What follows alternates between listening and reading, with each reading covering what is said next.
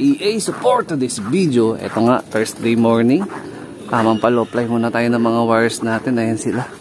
So, sinamantala natin yung pansamantala na pagtila ng ulan. Actually, kagabi, magdamag, nag-uulan dito sa San Jose del Monte, Bulacan. Pero halos kabuuan ng Luzon, nag-uulan. So, ngayon, naiwan lang dito yung mga bago natin mga pinapabatcher. Ayan. So, Thursday morning ngayon. So, observe pa rin tayo dun sa ating panlaban na si Franco.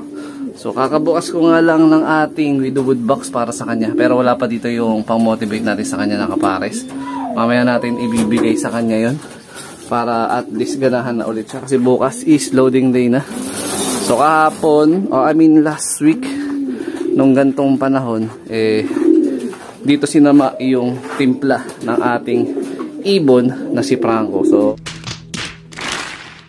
mukhang hindi na mauulit yung nangyari last week bago tayo magkarga ng first lap derby. Ayan. So lahat ng ating patubigan dito merong halong all herbs probiotic. Ayan mga kalapatid. So lahat ng breeder tsaka lahat ng mga nakawalay natin, ayan, na mga warriors. So meron tayo dito, ilang mapanlipad ko dito. Etong dalawang grizzle, panlipad ko yan. Yan, pero kung papala rin tayo sa padating na south, makakakuha tayo ng magandang papremyo. Ang plano nating dream loop na hindi naman kagandahan at hindi naman din kalakihan, posible nating maipagawa yan kung papala rin tayo sa south race natin, lalo na syempre sa MacArthur. Yan, so ito banded ng north to, tapos yung dalawang black papadala na yan sa Pampanga next week. Ayan, so meron yan tatlo panlipad ko, tapos kukuha pa ako dito pang isa, so 4. Tapos dito may nakakasapa ako dito na last clutch na rin, na kukunin ko rin panlipad. Ito Madlalop TV Speedbird nya, cross dito sa African Black Eagle, last clutch. So yung gagamitin natin yung iaanak nila, ito last clutch na rin to. Nag-aantay na lang tayo na magbuga ng egg, tapos after nito pahinga na. Pero pour out yung bloodline nito, kasi yung huli nilang batch ng second clutch na inanak, ito na yun so may panlipad na ako. So pangatlong clutch nila yan, pang out natin, pantustos natin sa loft. Ayan, pambiling patuka, vitamin, etc. Tapos ito, ganun din, last clutch. Actually meron ng umaawit nito last month pa, sabi ko i-PM ako by November, kasi possible last clutch na rin nila to. Tapos pahinga na. Ayan, hindi tayo sasagad na breeding ngayon, kasi plano natin na pagdating ng susunod na breeding for south is fully condition, maganda yung pangangatawan lahat ng ibon natin, kasi dadamihan na natin yung mga MacArthur ring banded na a-acquire natin sa club for next season. Pero yung ongoing natin ngayon na meron tayong 2 na natira. Ayan, yun yung mga ibon natin. Tama, rondalan sila.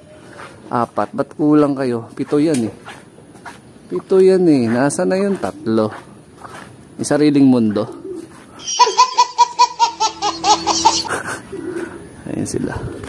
Palo-apply lang tayo. Kasi hindi tayo pwedeng magpalipad ng umuulan. Although pwede natin gawin, kaya hindi pa pwedeng lagi. Kasi sisipunin naman sila. Pwede isang beses. Diba? Ma-experience lang nila yung ayan sila, yung malamig na panahon. Pero pag once na na-expose mo siya ng paulit-ulit, syempre, kagaya ng tao yan, sasama at sasama pa rin ang pakiramdam niyan. Diba? So, tama naman yun, immunity naman yun. Kaya lang syempre, diba? Hindi natin pwedeng abusuhin ang katawan ng ating mga warriors, kasi meron pa nga silang nalalapit na mga training, etc. etc. Ayan. So, dito, meron din nag-itlog. Kaya lang, ang issue, kagaya ng dati, tumayo na naman ang ating reso. Pero yun nga lang, kasi syempre maliit pa yung young bird, nag-itlog na kasi agad hindi ko rin siya masisi. Wala siyang pwesto para malimliman yung mga egg niya. Ayan Ayan, ganda ng anak ko. Nalatag natin yan, yung isa, yung nasa kaliwa, sa pa-trending bird by next week Sunday. Ayan, abangan mo na lang sa ating Facebook page kung kailan tayo maglalatag ng bago possible latag na pa-ending bird na natin yan ngayong taon. Kasi nga mag-hold na tayo ng breeding, tapos naghahabol na rin ako ng breeding either for summer or for north nga, yung mga ililipad natin sa susunod. So ito, malinis na rin yung ating patukan, syempre. Yan naman lagi, daily routine natin. So, magkakaroon man tayo ng issue dito ng mga sakit sa ibon. Saglit lang, hindi naman sila ganun ka-infected kasi nga, nape-prevent pa rin natin. Sa tulong, syempre, ng paglilinis, All Herbs Probiotic, tapos masusing obserbasyon. Napaka-importante talaga ng obserbasyon, mga kalapatids. No? So, yun talaga yung magiging advantage mo pagka alam mo yung mga possible na symptoms na pinapakita ng bawat sakit. Diba? Para mabigyan mo agad ng paunang lunas, tapos pwede mo na rin ihiwalay. Kagaya nito, speaking of ihiwalay, ito kakahiwalay ko lang nito. Ang overfly ito langyaan na to. Ilang beses na sa akin Romonda to, kala ko batcher na. Ito yung inbreed na stock banrit Tapos nagpa-low-play ako na nakaraan, nawala. Ayan. Tapos after 2 days bago umuwi, akala ko wala na. Hindi ko lang sure kung may nag-alaga or nakakawala sa nakahuli. Ayan. So pag uwi niyan dito, hapong-hapo, kahapon, sumisilip dito sa gate dito. Parang kumakatok siya ng pagkain loko. Buti na lang sakto day off po kahapon, nakita ko siya. So yun, kinuha ko siya. Tapos pagtingin ko sa flyers loop, hapong-hapo nga. Eh syempre, baka mamaya may dalang sakit naman to. So prevention, hiwalay muna natin kasi importante yung mga flyers natin dun sa pang south, tsaka especially yung pang north natin na si Franco. Ayan, siyempre meron na siyang second lap. So sana makabawi nga rin sa nalalapit na second lap sa linggo. At siyempre sana maganda ang panahon sa linggo. Ayan o. Ayan na, nagbabaan na yung mga mahinang nila lang pero may mga rumaronda pa.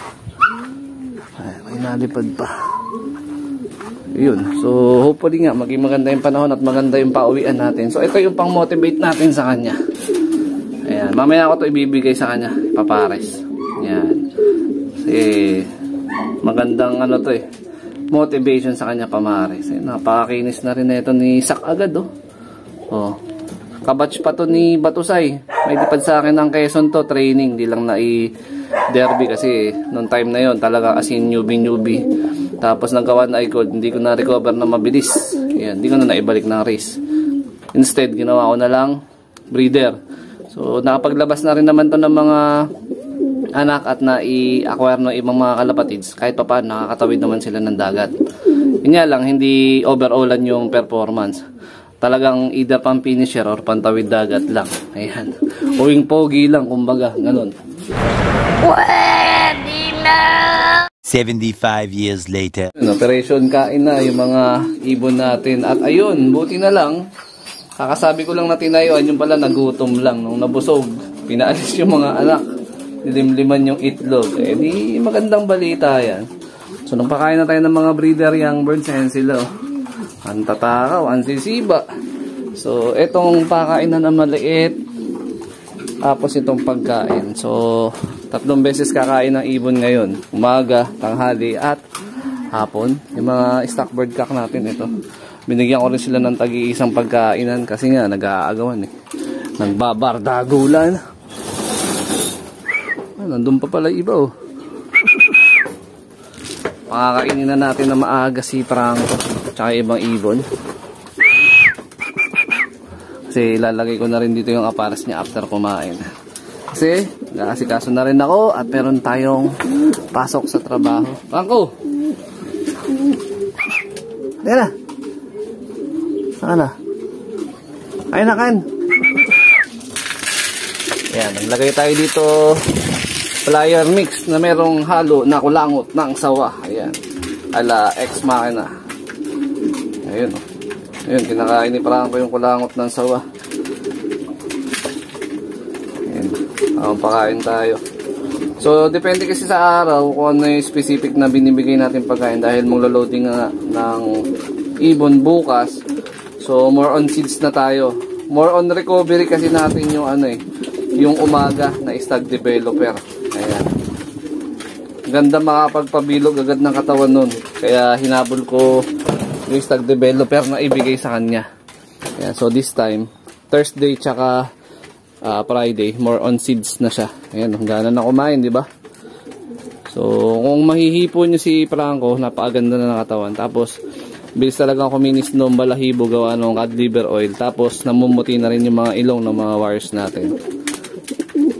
Ayan. So pag naubos sila yan, dadagdagan ko pa. Tapos bibilin ko na lang mamaya kay nanay. Kakain sila ulit ng alauna. Tapos kakain ulit ng 4 PM. Yan, tapos plain water lang tayo ngayon. So, marahil dito ako natatapusin yung video na to. Ayan, shoutout sa mga solid supporter natin dyan. Siyempre, huwag kakalimutan mag-like, comment, and share. At mag-subscribe. Ito, may mga umuwi pa na ibon natin. Galing sa low fly, nakaramdam, nakainan na. Ayan o, sinat-nat o. So, ingat mga lapatids. Keep safe. At least, kain na, kain. Kain na, nat-nat. Sinat-nat o. Pogi.